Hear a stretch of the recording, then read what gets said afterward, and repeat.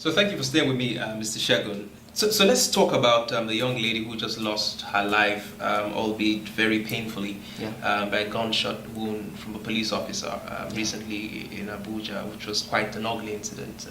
Tell me about that. It's just it's one of those cases. I don't often get involved or too emotional about most of these cases. You know, I've had several, and I always try as much as possible to be very objective about it. But this one hit me really bad, you know, because number one, it is not just that an innocent citizen was shot, you know, for being free, for exhibiting our freedom to express ourselves, to move, freedom of movement. We're not at war, you know, there's no law out there, there's no curfew that says you cannot go out in the evening, that says you cannot hang out with your friends, you know, and what have you. Laws were not broken. If they were broken normally, even based on the law of the land, the policeman need to let you know what you have done. You need to be able to place you under arrest. You need to be able to give you access to your lawyer or what have you before they can actually do anything, to question you, not talk of shoot at you.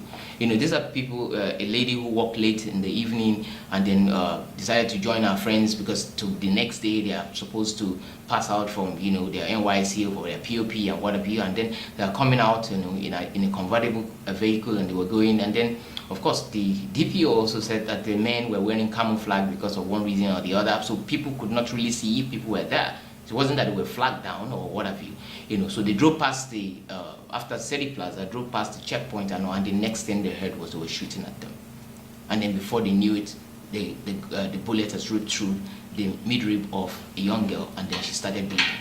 So the issue we need to look at this analytically is what happened between that moment when they realized that she's been shot to the point where they took her to the hospital, and between the point where they got to the hospital and when she actually got admitted, got treated. Okay, so because again, I have medical doctors in my team, and thankfully the people within the authorities, Senator Bukola Saraki is a doctor, a certified doctor, so he also have experience here, and, you know. So, you know, based on that, you know, we heard that she bled to death and what have you. Initially, you know, I was looking at the whole thing, playing the whole thing back, asking questions from those people around who actually rushed her to the hospital.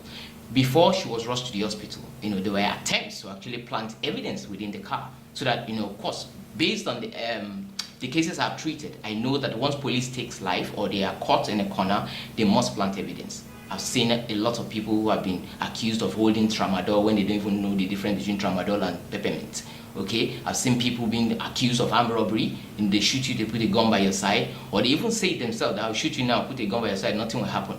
You know, you hear all those things always, because again, it begins to point at the fact that there's an organized crime that have taken over our police structure, which we really need to take care of. So again, we lost someone. You know, not to talk of, not to also downplay the fact that the hospital tried, you know, their bit, you know, when they eventually got to treat her, they called in a specialist and whatever, but again, she's lost a lot of blood and that. But again, when this happens, we need to look at we need to ask ourselves a lot of questions, and we need to begin to solve a lot of puzzle to ensure that this doesn't happen again at all ends. Because I'm extremely worried here how we have gotten to a point in this country where young people will drive past the police checkpoint and the police will open fire with no clear sign of danger. I'm bewildered by such an act, and I'm wondering if you do have to push also for some level of psychological examination of the people that we deploy to the streets to man checkpoints. Exactly what I said before, that in the reform process, we're looking at a holistic, you know, we're looking at a holistic reform, which is not just paying lip service to something or creating a solution from the same mindset that created the problem. Yes. We are not going to be looking at how the current structure where people get into the police system simply by knowing a senator or simply by knowing somebody in the House of Rep. Because that's what goes on. Yes. You have seen the form where they say nominate somebody and what have you, whether they are qualified or not. Yes. Majority of the guys in the police system now, if you take a proper stock, are not qualified to be there. They forge certificate to go into the system, and those ones who are qualified are, you know, eking for a living within the system by, you know, ingratiating themselves with the politics there be within the system. It is not by meritocracy. Yes. That's why you see people within the same rank, in the same spot for many years, and you see somebody who is lying for a living, who gets promoted rapidly, you know, I mean, within the system. In the statement that you released, you accused It was not an accusation. It was a description of what goes on in the system. Okay, great. Because you talked about the shooter getting a VIP treatment in the police, Yes. where the friends of deceased were treated shavishly by the same police. Are you accusing the police station of some sort of connivance or some sort of sympathizing with the shooter of this young lady? Globally, police will always protect his own. Globally. So it's not a strange phenomenon that you see here. It is not a good thing to copy, to emulate. Yes. It is unethical. This guy is a criminal. Yeah. This guy has been, if we have not acted the way we acted promptly, the way we handle the case, we will not know the future today. To be an unknown gunman. Yeah, I mean, talking about the fact about the way you acted and the steps that you took to ensure that evidence are being preserved and whatever. I like to read the statement of particularly OAP in Lagos, Nelly Kalu, who said, and I quote, "Why would you post pictures of the young lady on Twitter, publicizing her image in such a state, not respecting her privacy? How in the world are you different from the police that you try to blame?" I think I've never seen a mendacious statement as does she have a point? No, she doesn't have a point, because there is a difference between you being intellectually impotent or intellectually, bereft, and making an actual point. The actual point here is, I am an advocate for something, trying to stop a societal ill, number one.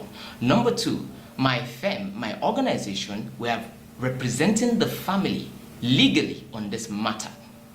I am also at the same time speaking based on what I see that I must present to the people with open hands. Yeah, but she admits listen. Listen. To compare what was done with the consent of the family as a violation of the same family that gave the instruction is actually being bereft of ideas. Because also, you need to also understand that our body wasn't mutilated. We're not showing privates. We're not doing anything. We're giving pictures to show evidence beyond every reasonable doubt. Because again, without political will in this country, people die and put on the same TV with the same police system. People were protesting live before our very own eyes on TV, and Jimoh Moshood went on TV to say no soul was protesting. So what why would we not begin you had the consent of the girl's family to make those images public? Because have you ever on my timeline seen me publish any image of anything of such? I've never done that before in my life. In the 10 years of my advocacy, I've never done that before. But this is necessary because evidence are being destroyed by these people. Evidence are being planted by these people. People are being discredited, just for them to ensure that this impunity continues. So because of that, because of the kind of people you're dealing with, you need to be very, very circumspect and very open about the things you do. So if I tell you somebody was shot, I need to prove beyond every reasonable doubt that she was shot and this was where she was shot. If I want to tell you that something happened, I need to prove myself beyond every... So it is not about... This is not sentimental social media sitting in one place and your bedbug reading mattress and saying stuff when life has been gone. What exactly are you doing in your own position? I am not a public official. I'm a citizen like you. I don't even have a radio station. I'm using what I have to fight for people I don't know. I have never met the family. I don't know them from anywhere. Let's talk about what the real problem is here. Because I listened to Femi Falana, a renowned lawyer, who said they have certain judgments they've gotten from court that you cannot interrogate anybody without the presence of a lawyer. You cannot go through the phones of individuals. Justices are mandated to go through courtrooms to check for people who are detained without going to trial or wanted without documentation. Now, so what is the problem if we have these court judgments? And I'm glad that you're a lawyer. We have series of these. I am not a lawyer. Oh, you're not even a lawyer. I'm not a lawyer. You just I have lawyers. I have lawyers who work for me. Fantastic. So many of them. So what is the problem if we have all of these judgments and yet we cannot follow them up? Or rather, whose job is it to follow all of these court judgments? Whose job is it to ensure that when somebody is being interrogated, he has to be done in the presence of the lawyer? And if you're going to arrest somebody, you have to tell the person why you're arresting that person and the police station that you're taking that person to. Whose job is it to follow through all of these issues to ensure that the rights of citizens are not flagrantly disregarded? You see, I mentioned something before. I said political will. Political will is the understanding that the eagle cannot fly with one wing. Okay, the two wings have to fly. The government and the governed. Okay, the people and the leaders. Okay, the institutions and the people. There are institutional gaps that has created this ignorance, both on the people's side, on the police side, and what have you. So police act with impunity without the knowledge of the law. If you call any DPO today and you tell them about the Administration of Criminal Justice Act of 2015, they don't know what you're talking about. So, and they have been arresting people since God knows when. So, I have met with Barrister Falana San, and I have a lot of sons who are also working with me as well as we speak. So, we understand the ignorance of the Criminal Justice Act. You know, that's the Administration of Criminal Justice Act as a way, and we're doing everybody, all hands are on deck. You know, the NBA and everybody else, we're trying to make this public knowledge. We're trying to give national orientation so that we can influence national integration, so people can have a sense of belonging in the Nigerian society, to understand their rights enough so that when they see a policeman who begin to infringe on their right, they can easily tell that this is an armed robber who is actually acting on his own, not according to law. So it means there's a need for a huge advocacy within we need to sensitize the public, and also let the authorities know that these are the norms in any civilization. Law and order is paramount. If you must call what we have today is civilization. Law and order, is your organization also advocating and sourcing for funding to improve the training facilities of this police, the Nigerian police? Okay, let me give you what most people don't know about this. A few policemen, in fact, if you look at the different groups under the police and what have you, they will tell you some of them are not quarreling now because they're happy that somebody is finally fighting for them. This is more to their benefit than to the benefit of the citizenry. The citizenry will only benefit in the sense that our civilization will be preserved, democracy will not be threatened, and they can be free to express themselves, okay, regardless of how they wish to do that, you know, without infiltrating into other people's space. Okay, so we're looking at a case where we know that the state cannot be responsible for every financial, needs of security system. All over the world, it is not just government. People can rise up and say, look, and for someone like me who have a wealth of experience in the security, sector as it were, in terms of homeland security as it's practiced in different places and all, we know what is supposed to be. I want to be able to walk into a station or walk into a unit or an area command and say, you know what, I'm going to walk towards getting you people new vehicles on every 2 years. The ones that we're discarding, we'll let police buy them off and what have you, and then we'll give you this. But what basis will I raise such funds when police are abusing the rights of citizens or fellow citizens on the street? So I like, before I let you run, I like to ask you the last two questions, which is, I read a statement which you recently put out in response to a question that you were asked recently, and you said I am needed, I quote you now, I am needed on the streets to protect the people from government, to help our youth the truth to know, and invest in ordinary people who will build the nation.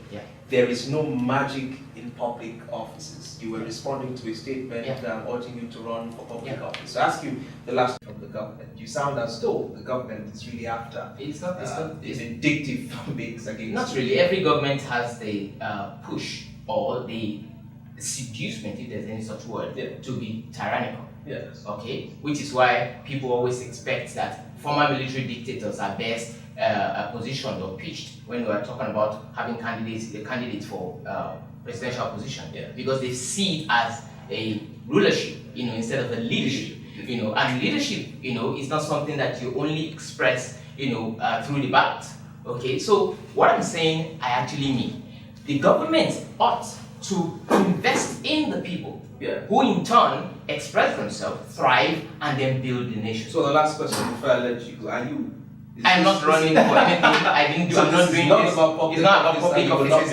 I will not be running for public offices. I've been exposed to public office, to the highest office in this land. Not only in Nigeria, in other countries as well, where I've consulted for the presidents or different, so I don't want to, because change will only come from ordinary people. It's not going to come from the office, because in the office you'll be horse trading. Politics gets in the way most of the time. Según Awosanya, I'm not hungry for power. A real pleasure to talk to you. Thank you very much. I'm glad that you could make it to the drill. It's a pleasure to talk to you. Thank you. All right. Thank you.